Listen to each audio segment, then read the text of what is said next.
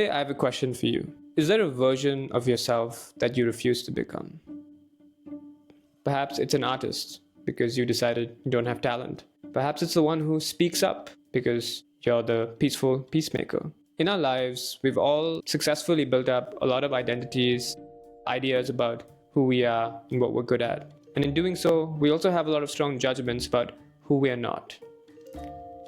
In this time and age, as we're all looking for a little bit more, a greater sense of purpose, a greater sense of meaning, what if it's those very roles and identities that you've rejected as not me, exactly where your life is pulling you to look at? What if the calling of our time is to be who you are not?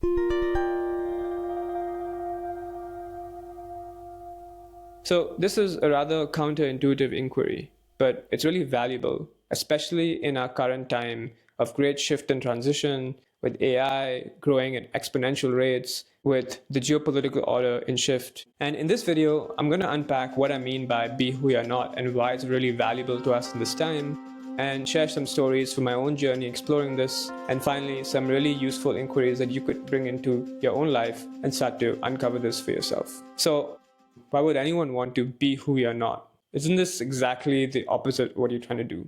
Let's look at it a different way. From a really early age, a lot of things determined who you became. Your family, you went to school, and your grades determined what kind of classes you could enter and what areas you were good at. Eventually, you got jobs, and the kind of success in your job made you feel like this is who I am, this is what I'm good at. But here's the paradox. Sometimes success can hold us back because it becomes a weight of the past that kind of corrupts our lens because we've already identified who we are, what we think we're good at, and especially what we think we're not good at, and who we think we're not. And so when we're looking at this question of what's authentic to me, it's kind of corrupted by this lens of conditioning because you've got unconscious and conscious beliefs that are preventing you from looking at yourself, looking at the world around you in this very open mindset, very beginner's mind. And so the challenge really is to shake out of that. And that's why the question of be who you're not is really interesting. And in this time and age, it's really relevant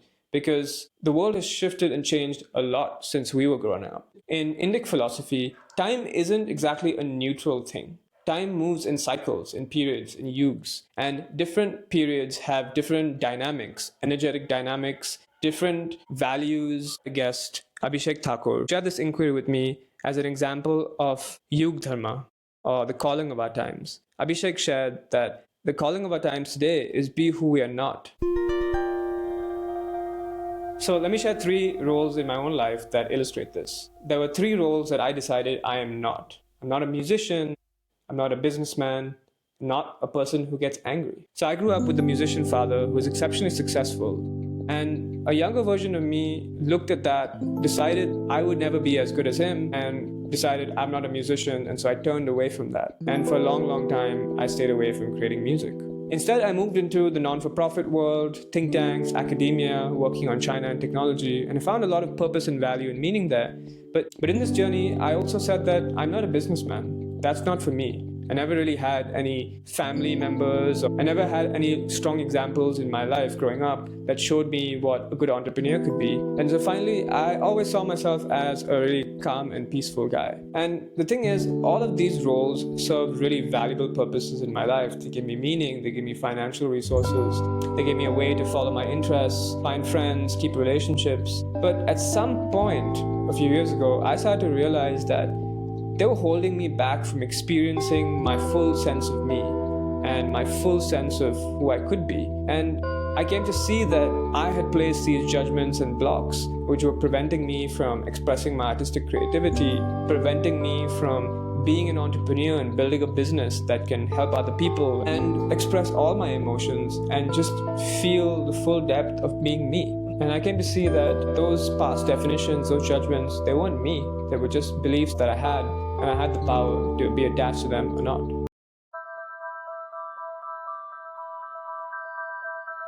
But the reality is that we're going through this very unique transition, and the world that we were born into is vastly different from the world that we're in right now. The stories that we were brought up on were based on lifetimes of the past when things were just very different, right? People lived these linear career lives.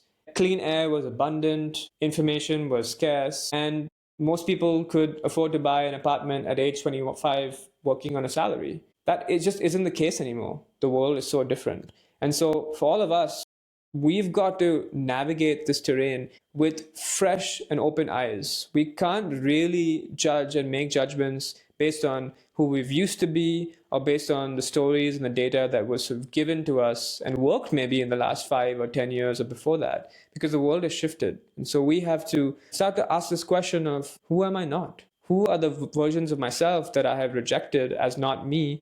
Is there something that's valuable and that's interesting? And how can I try on these roles in today's time? Because my sense is the world is calling us to be really curious, really broad, and really to rediscover who we are and what the world is that we live in.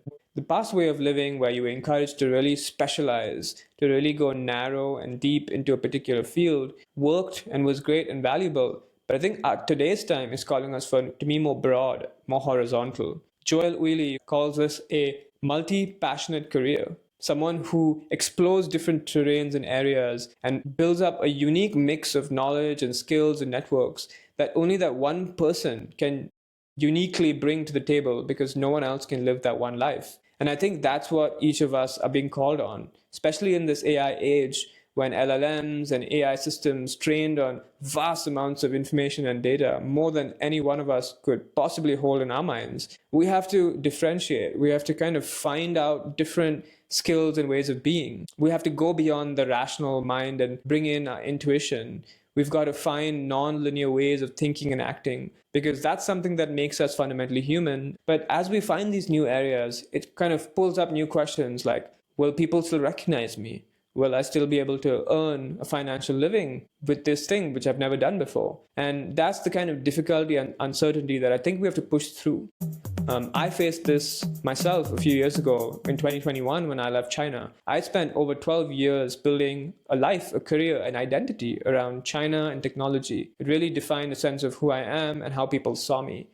And it was at this point when I realized that the same kind of work that once filled me with meaning wasn't doing the same thing for me anymore. My interests were shifting, and I started to find less and less connection to this. And so I had a choice. I could continue doing this and feel empty, or I had to look beyond and see what else was out there. And as I started to do this, and as I started to see that there was a lot more to myself than I thought, I had a lot more creativity, I had a lot more interests that I was not pursuing, that were more resonant and valuable to who I am today. And it's through this journey that I've actually started, the Light Forest podcast, and through this whole new community, ways of living, whole new areas and backgrounds and expertise, which today is really interesting because the past versions of me, they don't go away. Instead, they sort of all come together and they find different ways in which they add value and input. And only I can bring this mix of background and expertise. And similarly, each one of us have our own journeys. And so we're sort of called on to differentiate ourselves, called on to be ourselves. Finally, as we explore this question of be who I'm not, we actually get more insight into the core question of who am I?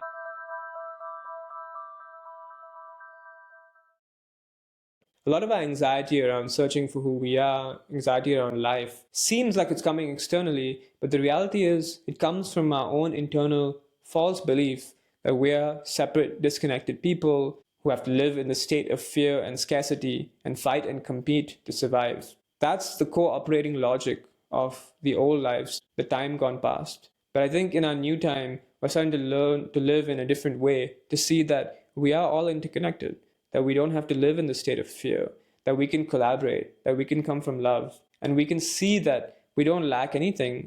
And it's our wholeness that allows us to really shine and have joy and feel that sense of purpose and connection. And I think this is the sort of core understanding of who I am not, which is I am not a disconnected, fragmented person. I am a whole person, a whole human being. As William shared in another episode, the 5 streams of life, we have access to all of it. And this life is really about exploring these different streams and starting to become more whole and more whole over time. And as my teacher reminds me, that it's in some ways, it's about giving up our interest in the me. It's about going beyond the me, where the true sense of purpose and fulfillment can come from. When we can be of service to people around us, service to the planet, service to our community. That's what gives us this deep sense of purpose. And so, really, it's about bringing that wholeness and sharing it with the world. And there's a beautiful metaphor here of Krishna playing the flute, where the flute is hollow and allows the energy, allows music to sort of be channeled, untainted by the flute itself. And so, that I think is a powerful metaphor for the kind of way we can be, and we can allow energy and intuition and knowledge to flow through us. So finally, I want to share 3 core inquiry questions that you can play with. The first one is really simple. Who am I not? I am not a blank. Fill that in. Make a long list. Try to be as honest as you can and start to see what are the kind of roles that as you write down, you think, actually, I would actually quite like to be that. Or actually, this is something that feels resonant to me, and play with that. See what happens. Another way to find out areas that you've kind of closed off for you is to look at judgments. Look at the strong judgments that you've had to people around you in your life, especially close friends, family, but also beyond that. Because oftentimes it's these judgments that reveal parts of ourselves that we've closed off to. As I say, relationships are like mirrors. And so the strong judgments that we have to people around us are just reflecting back parts of ourselves that we have disowned or that we don't look at. And so they form really useful ways for us to see what we can't see ourselves. And so look for those judgments, make long lists, be as honest and brutal as you can, and see what shows up. See what are the areas where you might look at that and say, I think I am that too. I think I have the same thing too. And you can start to sort of open that can of who am I not? And in doing that, you can sort of see this, this whole greater person that you could be. And finally, more of a general question you can ask yourself, what about life around me am I rejecting? What would I be if I embraced what is showing up in this? Because again, life is always giving us things, lessons, things that we need, but it's our own mind and our past judgments of who we think we are that keeps us closed from accepting and receiving, whether it's money, whether it's a lot of beautiful, joyful, powerful things that can really help us. But, we're the ones who place the blocks with our beliefs. And as we drop more and more beliefs about who we think we are, who we're not, we start to become more of ourselves. We start to see more of ourselves, and we start to live this life with more joy and fulfillment and satisfaction. I am no guru, but this is simply me sharing my own insights as I go on through this process and through this journey. And I hope that you have some interesting insight that comes out of your own inquiry. So if you find this content valuable, I'd love if you could, hit that subscribe button, especially if you've made it all the way to this end of this video. Share your questions, share comments that you have with me in your own journey. I'd love to hear that. And yeah, thank you for tuning in.